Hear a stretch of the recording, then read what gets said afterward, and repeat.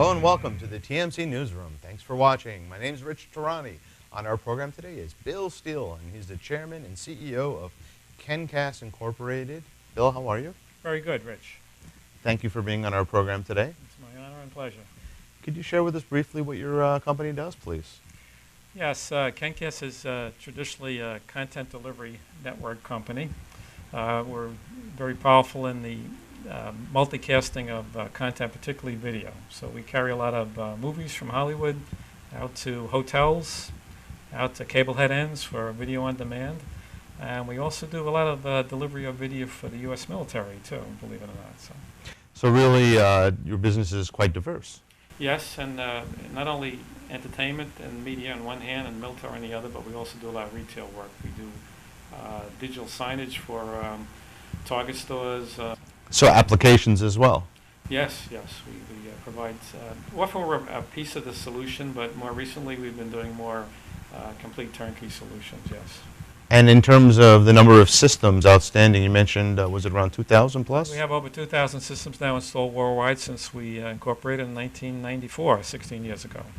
Oh, congratulations. Thanks. We're growing, but of course we're ambitious for the future now. So. That's great. Well, we're thrilled to hear about what you're going to be doing next. What are some of those things? Well, our next market that we think is really attractive is mobile live video capture. A lot of ways to use that. TV newsmen can use it on the run. $600,000 truck is one solution, but it'd be a lot better if they could use, say, 3G and 4G networks. Policemen, firemen covering an event. You've seen cameras on the dashboard possibly already of police cars. That's another area. Surveillance cameras that can be put up quickly and use 3G, 4G networks and don't require a lot of infrastructure. And I think there's even a mass market. You've seen people consuming things in their smartphones and laptops, but I think there's a market here for people to capture content from their laptops and smartphones, feed it out to a broad audience or a narrow audience, whatever it is. And I think there are a lot of developments taking place, and that's an area we're focusing on now. And how do you assist in those solutions?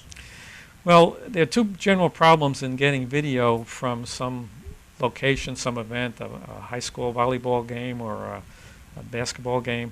First of all, the 3G networks today do not provide enough bandwidth for real good video. And secondly, the 3G, 4G networks even have a lot of interference noise, particularly in the urban areas. So what you have to do is find a way to overcome those two things. How do you get enough bandwidth, and how do you clean it up so that you can get that video up and onto the internet for people to watch? And that's what we're tackling. That's the other two problems we're trying to solve. So a couple of those areas are bonding and forward error correction, correct? Yeah, to get enough bandwidth, we generally bond several 3G and 4G networks together. And a second thing we do to get more bandwidth is we accelerate on those networks, where the average user using one of those 3G networks might see, say, something like 200 kilobits per second. We may be able to accelerate on that same network and get 300, 320.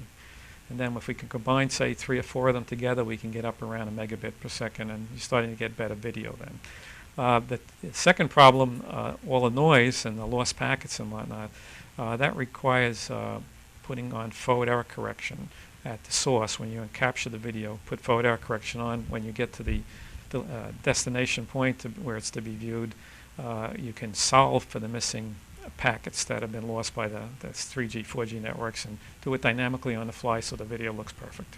So we're at a point right now where the 3G and 4G networks are becoming extremely disruptive to traditional broadcast satellite solutions that are in the hundreds of thousands of dollar range. So basically you become the bridge to bond these inexpensive devices on a 3G, 4G network, such as WiMAX especially, would be quite nice to have, and provide similar amounts of bandwidth for your typical consumer or even cost-conscious professional. Absolutely. It hasn't quite arrived yet, because to do real quality video, people are getting used to high definition already and demanding of it. And to do that, you generally have to get up into a range of 2.5 to 4 megabits per second. And the 3G networks don't quite do that.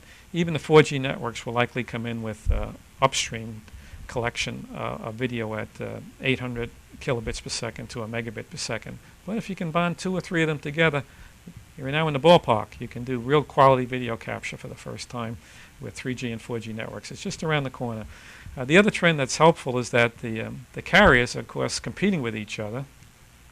And the way they're competing is to buy up spectrum and get out there with the coverage, spread it all over, and be the first one to market, and to get faster and faster network capability, to squeeze as much bandwidth through those networks as they can.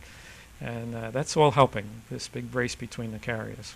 It's extremely exciting. So I'm sure the viewers would want to learn more about your company. Where do they go to find out? Well, our website, of course, KenCast.com, KenCast.com is a good starting point. And we do have things you can download or we can send you upon request. That's great. Well, thanks for being on the program. It was wonderful to meet you. Likewise, Rich. Thank you.